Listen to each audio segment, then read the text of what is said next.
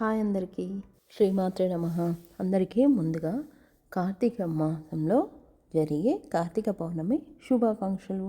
ఆ శివకేశవులకి ఎంతో ఇష్టమైన, ఎంతో ప్రీతిపాత్రమైన ఈ కార్తీక మాసంలో కార్తీక పౌర్ణమి రోజున నేనైతే ముందుగా తులసి గద్దె ముందర ఇలా కల్లాపి చల్లి ముగ్గైతే పెట్టుకున్నాను. తర్వాత ఈ కార్తీక పౌర్ణమి రోజున మనం 365 గుత్తి వత్తులను అయితే వెలిగిస్తాం కదండి. ఆ పూజకైతే సిద్ధంగా ఇలా ఒక 2 కంచులను అయితే తీసుకొని వాటికి పసుపు కుంకుమనైతే పెట్టుకొని 365 గుత్తి వత్తులను అయితే పెట్టుకొని ఉంచుకున్నాను. ఆ తర్వాత మనకి వెలగడానికి చాలా చాలా సులభంగా ఉంటుంది. వాటిపైన అయితే హారతి కర్పూర బిళ్ళను ఒకటి ఉంచుకున్నాను.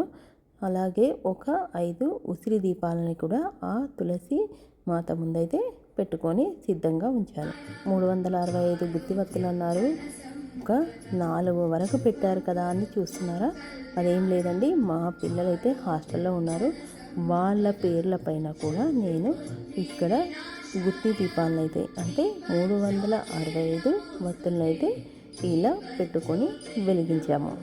పిల్లలు అవైలబుల్గా లేనప్పుడు ఆ శివకేశవులని ఇలా మనస్ఫూర్తిగా నమస్కరించి వాళ్ళ పేర్లపైన మనం కూడా ఈ జ్యోతులను వెలిగించుకోవచ్చండి. అందుకే నేను మా ఆయన కలిసి ఇలా పిల్లల పేర్లపైన కూడా ఈ 365 గుత్తి వత్తులను అయితే వెలిగించాము. ముందుగా ఈ గుత్తి వత్తులు అంటే 365 వత్తుల్ని అసలు ఎందుకు వెలిగిస్తారు అంటే, మనం సంవత్సరం అంతా అంటే ఎప్పుడైనా దీపం వెలిగించకపోయినా, అంటే ఏదైనా పరిస్థితులలో ఉండి దీపాన్ని ఇంట్లో వెలిగించకపోయినా, లేదంటే ఏదైనా తీర్థయాత్రలకు కానీ అట్లా వెళ్తాం కదండి. ఒక 10 to 15 days అలా దీపం ముట్టియకుండా ఉంటాం కదా, దీపం వెలిగించకుండా ఉంటాం కదా. అలా చేయకపోయినా, అవి ఏ దోషాలు ఉన్నా ఈ కార్తీక పౌర్ణమి రోజున మనం ఆ దీపాన్ని వెలిగించామనుకోండి, అవన్నీ ఈ సంవత్సరం అంతా వెలిగించిన పుణ్యం మనకు లభిస్తుంది. అందుకే ఈ కార్తీక మాసం అనేది చాలా చాలా విశిష్టత గల మాసం అండి. అందులోనూ ఈ కార్తీక పౌర్ణమి రోజున మనం వెలిగించే దీపాలు అనేవి చాలా చాలా విశిష్టత కలిగినవి. ఈ దీపాలను వెలిగించేటప్పుడు మాత్రం ఖచ్చితంగా కార్తీక దామోదరాయ నమః అంటూ వెలిగిస్తే ఆ శివకేశవులను మనం ప్రసన్నులను చేసుకున్న వాళ్ళం అవుతాము. మనము ఏమీ చదవలేకపోయినా మామూలుగా ఉండే ఓం నమ శివాయ, అలాగే ఓం నమో నారాయణాయ అనే పంచాక్షరి మంత్రాలను జపించినా చాలండి.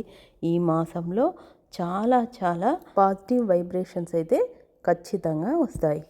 మేమైతే ఇలా ఉసిరి చెట్టు ఉందండి మా ఇంట్లో. ఉసిరి చెట్టు దగ్గర అలాగే తులసి మాత దగ్గర కూడా దీపాలను అంటే జ్యోతులను వెలిగించుకొని సాయంత్రం అయితే గుడికి అంటే ఆలయానికి, మా దగ్గరలో ఉన్న ఆలయానికి అయితే వెళ్ళి దీపారాధన అయితే చేసి వచ్చాను. ఇలా కార్తీక పౌర్ణమి అయితే చాలా బాగా జరిగింది.